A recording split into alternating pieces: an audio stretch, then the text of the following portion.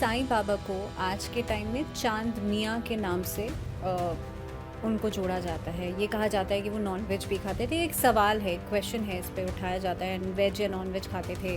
अब देखिए, हिंदू में अगर कोई एक सन्यासी है जिसने अपने ज़िंदगी को त्याग दिया है, उनके अगर आपने नॉनवेज भी डाला, उनको खाना ही पड़ेगा, है ना?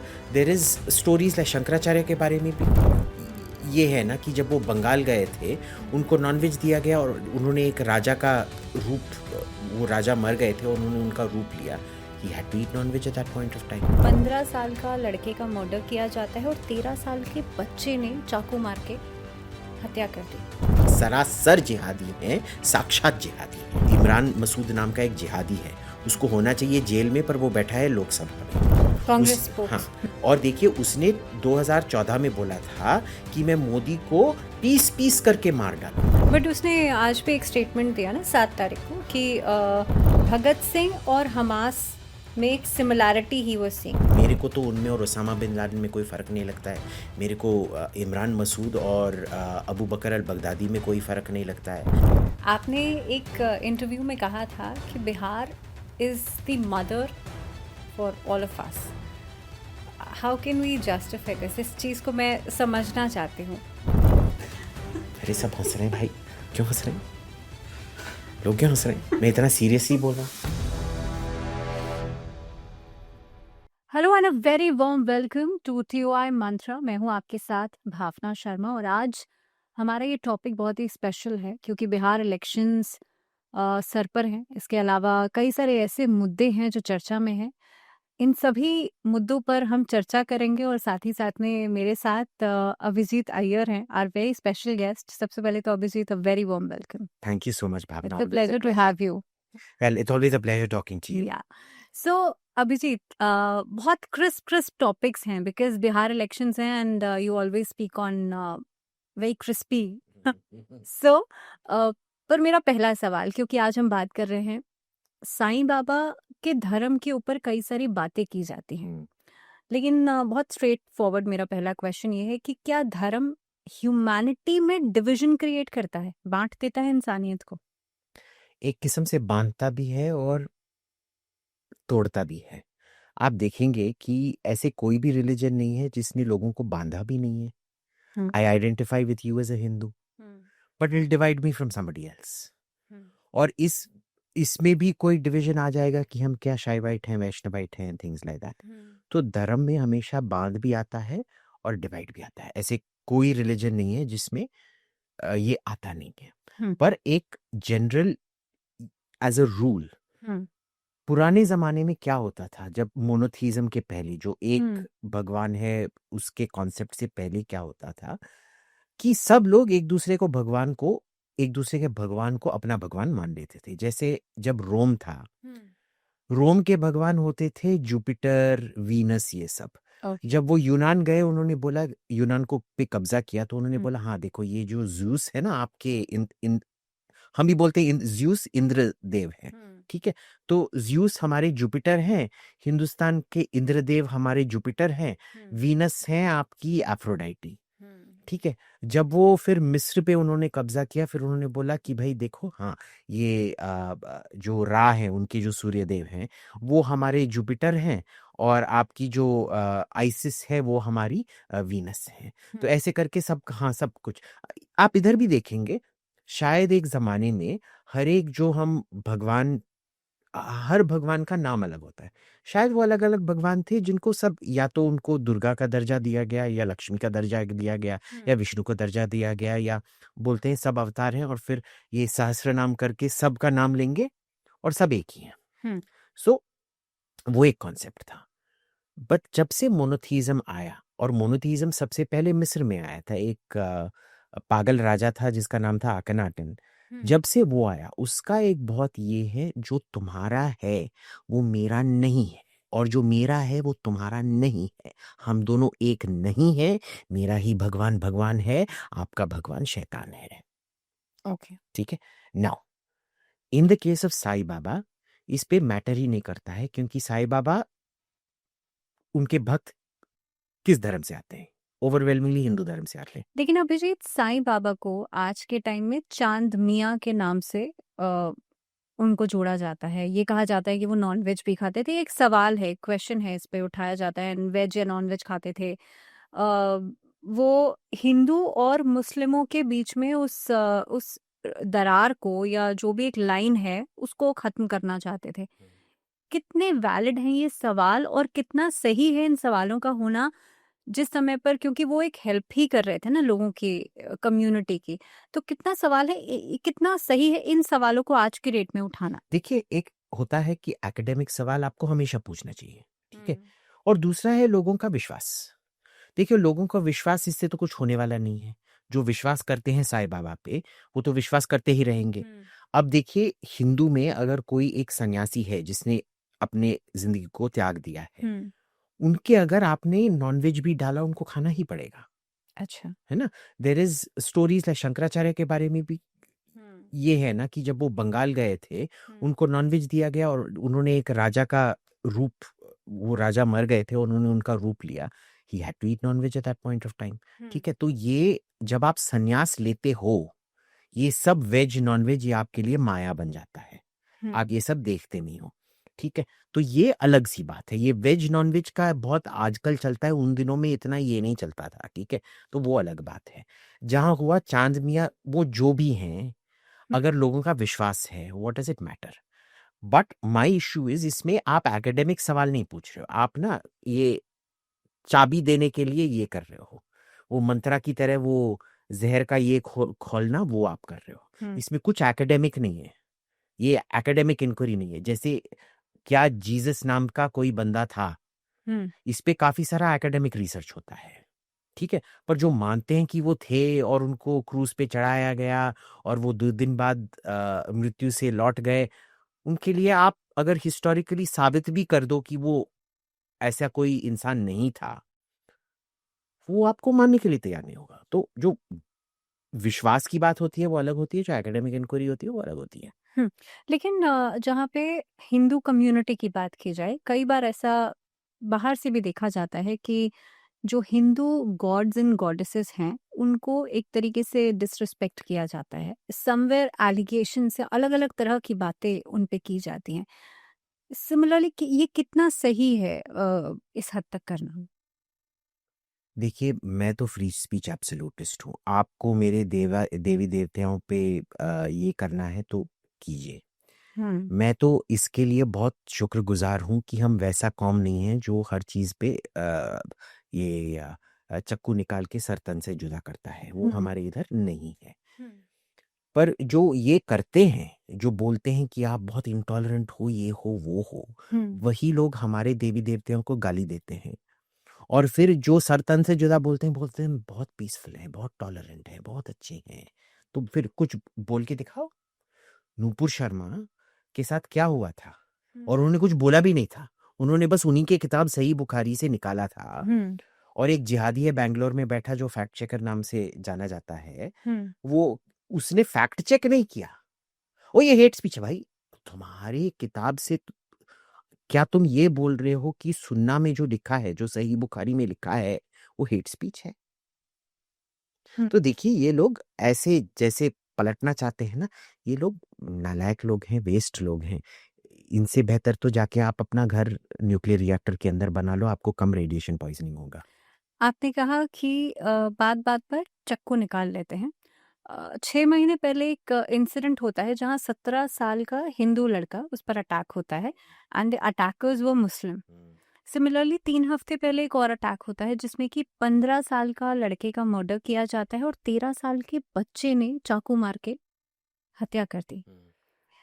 क्या ये इनटॉलरेंस है हिंदूज के लिए, और ये एक माइंडसेट है जो, अगेन मैं वही कहूंगी कि एक जिहादी माइंडसेट को की तैयारी में है? देखिए, इन 2 केस का सर्कमस्टांस मेरे को पता नहीं है, पर हर चीज़ जिहाद नहीं होता है। कई स जैसे कमलेश तिवारी का जो हत्या किया गया था, या नूपुर शर्मा पे जो थ्रेट है, ये जिहादी हैं, सरासर जिहादी हैं, साक्षात जिहादी हैं। बट कई बार ये होता है कि देख लीजिए, हम एक थर्ड वर्ल्ड कंट्री हैं। थर्ड वर्ल्ड कंट्री का मतलब ये नहीं कि गरीब लोग होते हैं। थर्ड वर्ल्ड का मतलब होता है कि पुलिस जो होते हैं वो हम्म बेसिकली ठुल्ले होते हैं, रास्ते के साइड पे बैठे रहते हैं। जब 1 तारीख से 20 तारीख तक तनख्वाह चलता है, कुछ करते नहीं है। 20 तारीख को जब बैंक बैलेंस थोड़ा कम हो जाता है, फिर हफ्ता वसूली के लिए रास्ते पे आ बैठते हैं, ठीक है ना। ये होता है थर्ड वर्ल्ड। कोई एनफोर्समेंट नहीं होता है इधर। हम्म तो इधर क्या है, एक सेंस ऑफ, जनरली आप देखेंगे एक सेंस ऑफ एंटाइटलमेंट है इधर, कि मैं किसी को भी चक्कू मार दूं, मैं मोहल्ले में हूं, कोई मेरे को कुछ नहीं करेगा किसी पर चीज पे। तूने कैसे मेरे बहन को की आंख मिलाने की, उसने देखा ही नहीं होगा, हम्म पर तूने कैसे मेरे बहन को आंख मारा, चाकू निकालो। ऐसे कुछ ना कुछ होते ही रहेगा। हम्म और पुलिस उसके बारे में कुछ करता नहीं है जब तक सोशल मीडिया स्टॉर्म होता है। हम्म आप जाके किसी को, हमारे व्यूअर्स को देख लीजिए, वो अगर आप एक पोल खोलेंगे इसके कमेंट्स के नीचे कि आपने कितने लोगों ने पुलिस कंप्लेंट किया है या आपका पुलिस कंप्लेंट रिजॉल्व हुआ है, हम्म 99% बोलेंगे नहीं। अरे मैं जो पुलिस कंप्लेंट कर चुका हूं अब तक एक भी सॉर्ट आउट नहीं हुआ है। और मैं तो लोगों को, मैं दिल्ली में बैठा हूँ, लोगों को जानता हूँ, लोगों को कॉल करके बोल सकता हूँ कि सर इनको बोल दीजिए इस थानेदार को कि देखने हम्म के लिए, फिर भी नहीं होता है। लेकिन यहाँ पे उस हद तक बात जब आएगी कि मर्डर ही हो गया, लेकिन 13 साल का बच्चा, जाहिर सी बात है उसकी अपब्रिंगिंग इसके लिए जिम्मेदार होगी। बट अ, उस केस का सरकमस्टांस क्या है, क्योंकि मैंने पढ़ा था 2 से 3 साल पहले, एक 8-9 साल का बच्चा ने, अ, एक झुंड ने ये 5 साल के बच्चे को मार डाला था। और नहीं, ये अभी कोई और रीसेंट, बच्चे जो थे उन्होंने आईफोन लेने के लिए अपने क्लासमेट को मार डाला। ये अभी रिसेंटली है, सीलमपुर के अंदर ये एपिसोड हुआ और सीलमपुर में एक 15 साल के लड़के को मारा है 13 साल के मुस्लिम लड़के ने, and that 15-year-old who was murdered, he was Hindu. So but that doesn't necessarily mean ये कम्युनल है। इन दोनों के बीच कोई झगड़ा चला होगा हम्म या कुछ और होगा, हम्म इसके, या लड़की का कोई झंझट होगा, लड़का पता नहीं क्या, लड़की। नो, बट इसके अगर हम The circumstances is what did he say hmm or do. Just because a Hindu kills a Muslim or a Muslim kills a Hindu, ये नहीं है कि कम्युनल हो जाता है।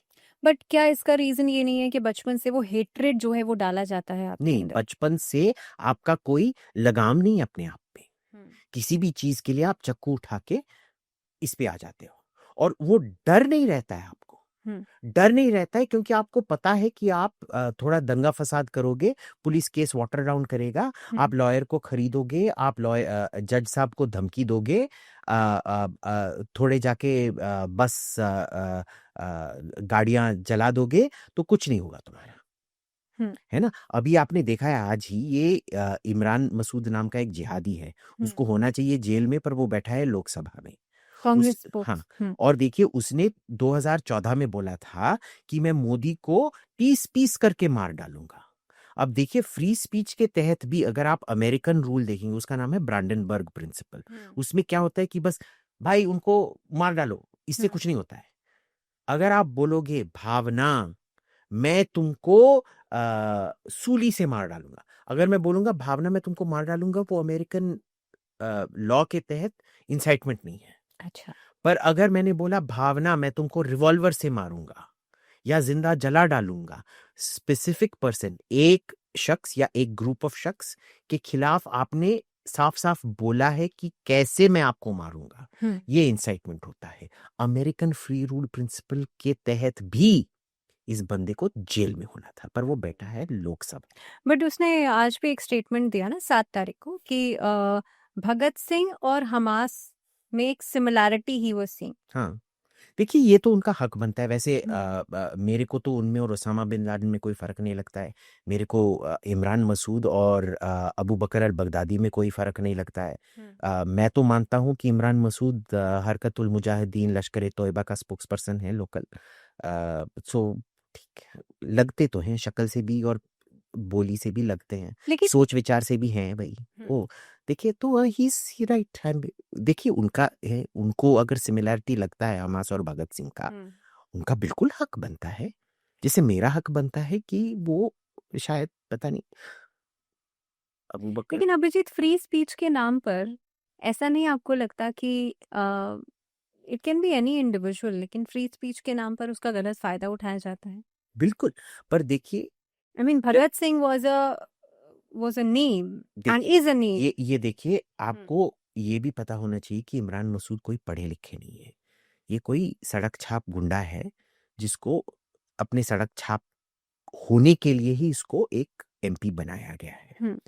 भगत सिंह ने किसी भी निर्दोष को नहीं मारा था, ठीक है। एक पुलिस ऑफिसर मरा था, वो प्रोबेट था। गलत पुलिस ऑफिसर को मारा था, पर वो गोरा था, वो प्रोबेट था। जब उनके पीछे एक हिंदुस्तानी पुलिस ऑफिसर उनके पीछे दौड़ा, उसको मार डाला। नाउ फर्स्ट थिंग, ये टारगेटेड असैसिनेशन नहीं था, टेररिज्म नहीं था। टेररिज्म तब होता है जब इनडिस्क्रिमिनेट लोग मरे। यानी कि मैं अगर भावना जी को मारना चाहता हूं और मैंने गलती से नहीं, इंटेंशनली जान के कि मैं अगर एक इधर बम रखूंगा हमारे दोनों कैमरामैन मर जाएंगे, मैंने फिर भी बम रखा, ये टेररिज्म होता है। पर आपको टारगेट करके मारना, ये पॉलिटिकल असैसिनेशन होता है। उन्होंने पॉलिटिकल असैसिनेशन किया था, टेररिज्म नहीं किया था। जब उन्होंने लेजिस्लेटिव असेंबली में बम रखा था, उन्होंने सोच समझ के लो इंटेंसिटी बम उधर ही रखा था, देख के जानबूझ के उधर फेंका था कि जहां कोई बैठा नहीं हो। और उन्होंने क्या किया, उन्होंने अपने आप को अरेस्ट करवाने दिया। और उन्होंने क्यों किया? ताकि वे हम बोलते ना, अरे बम फटा है, आई मीन सबको चौंक जानी चाहिए। जानबूझ के उन्होंने बहुत कॉशन किया कि कोई ना मरेगा, क्योंकि ये सब मिलिट्री नहीं थे। देखिए, जब आप वर्दी पहनते हो आप लीगली एक टारगेट बन जाते हैं। ये टेररिज्म नहीं होता है। और ड्यूटी पर अगर हैं, एक कॉन्वर्सेशन है कि अगर पुलिस ड्यूटी पे नहीं है और फिर भी वर्दी पहने हैं, वो टारगेट नहीं बन सकते हैं। ये वो पुलवामा वाला डिबेट है, ठीक है। But when you are serving और वर्दी पहने हैं, आप एक लेजिटिमेट टारगेट बन जाते हैं, ठीक है। इसमें नहीं थे। और उन्होंने सेंट्रल लेजिस्लेटिव असेंबली में फिर पैम्फलेट्स फेंके कि हिंदुस्तान को आजाद करो। हमास ने कितने हजारों 7 अक्टूबर को कितने हजार इजरायली औरतों का बलात्कार किया था? कितने बच्चों को उनके सर को दीवार पे फोड़ के मारे थे? भगत सिंह ने ये कुछ किया? नहीं किया ना। देखिए, इमरान मसूद का खानदान ऐसे सब करता होगा। जो जो हमास करता है, ये बलात्कार, बच्चों को मारना, जिंदा जला डालना, ये इनका खानदानी पेशा होगा इमरान जी का। तो वो बोल रहे होंगे क्योंकि उनको लगता है वो हमास की तरह है, तो हमास उनकी तरह है, तो उनको भी थोड़ा ये करना होगा। आपने कहा कि ही इज अनएजुकेटेड और इसीलिए कहीं ना कहीं पे पॉलिटिकल, ही सेमी लिटरेट। हाँ, मतलब इसीलिए कहीं ना कहीं पे आप ये कहा जा सकता है कि पॉलिटिकल असैसिनेशन में और टेररिज्म में फर्क समझ में नहीं आता। और क्या ये और भी ऐसे लोग हैं, अगर आप पॉइंट आउट करना चाहें, जिन्हें ये फर्क समझ में नहीं आता? क्योंकि ऐसा और भी बार होता है। देखिए, लेफ्ट हमेशा बोलते रहता है हमने ही ह्यूमैनिटीज को लिखा है, पर ये ही घुमा फिरा के हर चीज को टेररिज्म फिर बनाते हैं। टेररिज्म का, देखिए, टेररिज्म का जो सबसे अच्छा डेफिनेशन है वो ओआईसी ने जारी की थी, ऑर्गेनाइजेशन ऑफ इस्लामिक कंट्रीज ने बनाया था। और फिर उन्होंने देखा कि उस डेफिनेशन के तहत वो सब दोषी माने जाएंगे, तो उन्होंने उसको रेजोल्यूशन को पास ही नहीं किया। अच्छा। उसके कई सारे ये हैं, एक पॉलिटिकल होना चाहिए, दूसरा उसका अगर टारगेटेड नहीं है, अगर इनोसेंट लोग मरे और आप जानते हैं कि इनोसेंट लोग मरने वाले हैं, वो करना ये है। ये स्टेट स्पॉन्सर्ड नहीं हो। State can not do terrorism, state does war crimes okay और human rights violation. State does not do terrorism.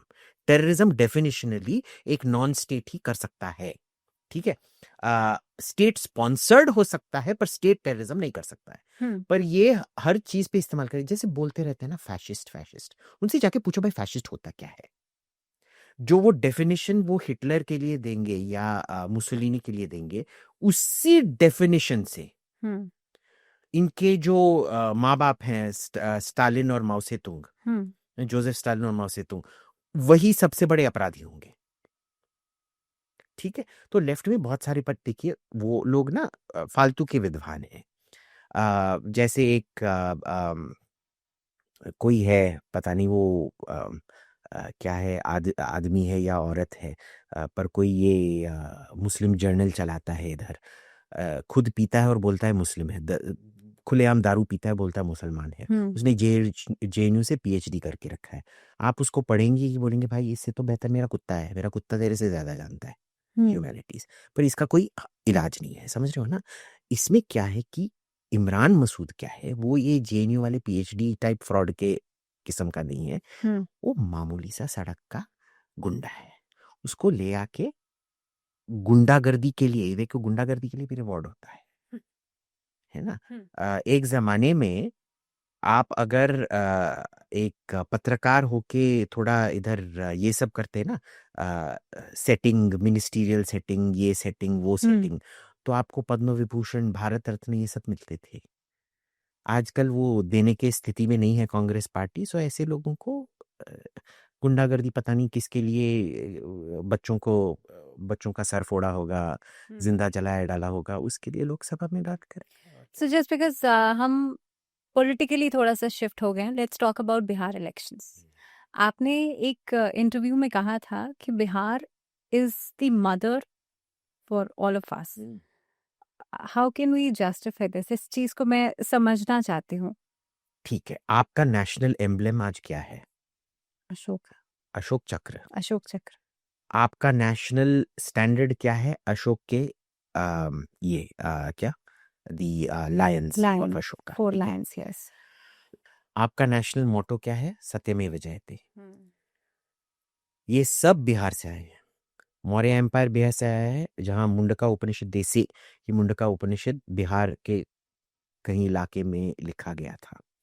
उसके बाद आपका ये the concept of your navy comes from Samudragupta, जो गुप्ता एम्पायर के थे। गुप्ता एम्पायर कहाँ का था? पाटलिपुत्र का था, आज का पटना का था। जो आपके जो सबसे बड़े जो चाइना के सुनसू हैं और अमेरिका के हेनरी किसिंजर हैं, हमारे कौन है? चाणक्य।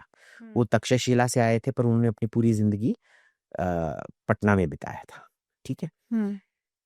आप देखेंगे कि 1857 तक बिहार का आउटसाइज कंट्रीब्यूशन रहा है कि हिंदुस्तान अपने आप को, जब हिंदुस्तानी की जो समझ आती है, वो बहुत ज्यादा तौर बिहार से ही आया है ना। तो एक किस्म से भारत माता का बेटा होना बिहार का बेटा होना है। Okay, it's not exact, no analogy is exact, but it's pretty much.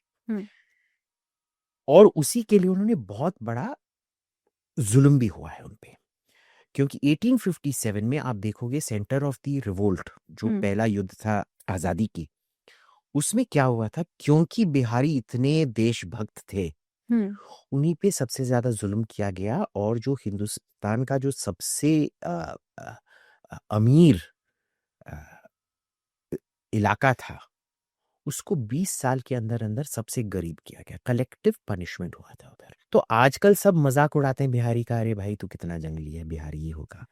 The mascot for Bihar is a chap like Lalu Prasad Yadav, जिसका पूरा का पूरा बिजनेस मॉडल था किडनैपिंग। आजकल के लोग भूल गए, एक जमाने में बिहार में आईएएस ऑफिसर अपने घर से बाहर जाना डरते थे, और सब वो किडनैपिंग गैंग लालू जी के गैंग होते थे, क्योंकि वो बहुत स्वीट हैं, बहुत मजा करते हैं।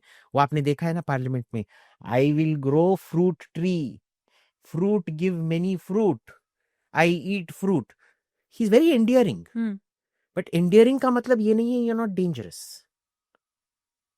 आपने वो बैटमैन में जोकर देखा होगा ना, जोकर बहुत हंसी मजाक करता है, पर उसको खंजर निकाल के आपके पेट में डालने में कोई परेशानी नहीं होगी।